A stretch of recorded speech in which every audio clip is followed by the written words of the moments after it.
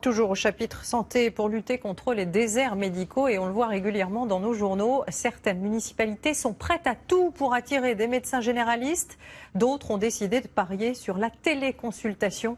Pour la première fois en France, un centre va ouvrir ses portes lundi dans une petite commune alsacienne. Le concept est simple, le patient et le médecin se parlent par écran interposé. À Oberbrück, dans le Haut-Rhin, Raphaël Tacquart et Julie Roth.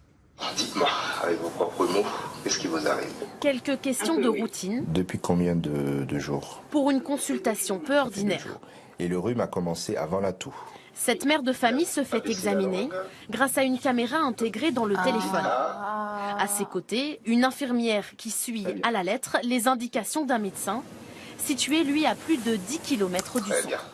Elle a pu contrôler correctement l'auscultation pulmonaire, puisqu'elle se plaignait d'une toux, pour être sûre qu'elle n'a pas un début de bronchite ou de pneumonie, que ce soit pas plus grave, les bruits cardiaques, les constantes. Respirez fort. La téléconsultation peut encore aller plus loin. Il est possible par exemple de faire une échographie. L'infirmière a tous les instruments médicaux nécessaires sur place.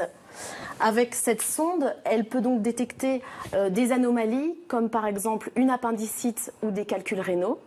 Des images que le médecin voit directement de son cabinet et de là, il peut donner son diagnostic. Dirigé vers un spécialiste ou mis sous traitement, le patient ressort avec l'ordonnance. Coût de la consultation, 23 €, comme une visite médicale classique. Il y a des horaires, on y va, il n'y a pas de rendez-vous.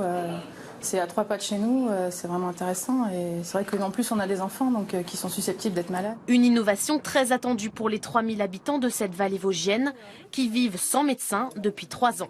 On a quand même une population de beaucoup de personnes âgées, donc on a trouvé cette solution de télémédecine en attendant de trouver un vrai médecin.